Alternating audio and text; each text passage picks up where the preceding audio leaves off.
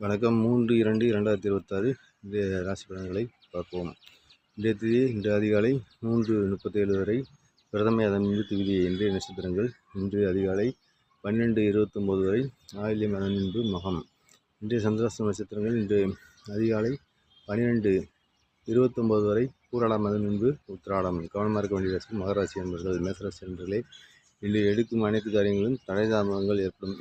எனவே மற்றவர்களுடன் மீன் வாக்குவாதங்கள் தவிர்ப்பது நல்லது. ரிஷபராசி என்பவர்களே, இன்று பூர்வீக சொத்துக்களை விற்பது வாங்குவது தொடர்பாக மிகுந்த கவனம் தேவைப்படும் நாள் என்று உங்களது உடல்நிலையும் தாயார் உடல்நிலையிலும் கவனம் செலுத்துவது நல்லது.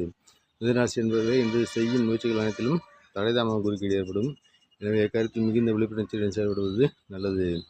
கடகராசி என்பவர்களே, நீங்கள் நினைப்பது ஒன்று நடப்பது ஒன்றாக இருக்கும். எனவே இக்காரியத்தில் மிகுந்த கவனமுடன் செயல்படுவது நல்லது. சிம்மராசி என்பவர்களே, இன்று ராசிக்குள் சந்திரன் இருப்பதால் இக்காரியத்தில் ஒரு முறைக்கு இருமுறை யோசித்து செய்வது நல்லது. பிறரிடம் வாக்குவாதங்கள் தவிர்ப்பது நல்லது. கன்னிராசி என்பவர்களே, இன்று வீண் விரயங்கள் வீண் ஆட்சியை காண்கிறது. எனவே இக்காரியத்திலும் மிகுந்த கவனமுடன் செயல்படுவது நல்லது. துலாம் ராசி என்பவர்களே, இன்று எடுக்கும் அனைத்து காரியங்களும் கறி வெட்டி பெறுவீர்கள்.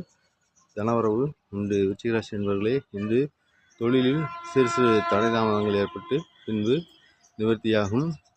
நீங்கள் கேட்ட இடத்திலிருந்து உதவிகள் சற்று தாமதமாக கிடைக்கும். தனுசு ராசி என்பவர்களே, இன்று 2 நாட்களாக இருந்த உடல் சூழ மனச்சோர்வு நீங்கி இன்று புத்துணர்ச்சியுடன் செயல்படுவீர்கள்.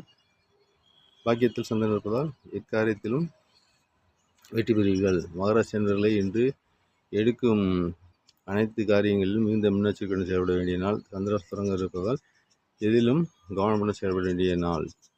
கும்பராசி என்பவர்களே, இன்று செய்யும் முயற்சிகளிலும் பேசும் பேச்சுகளிலும் மிகுந்த கவனத்தை செலுத்துவது நல்லது. பிறரிடம் வாக்குவாதம் இருப்பது நல்லது. மீனராசி என்பவர்களே, இன்று மறைமுக நோய். மீனராசி என்பவர்களே, இன்று நோய்களின் தாக்கம் அதிகம் இருப்பின் மருத்துவரை நாடுவது மிகவும் நல்லது.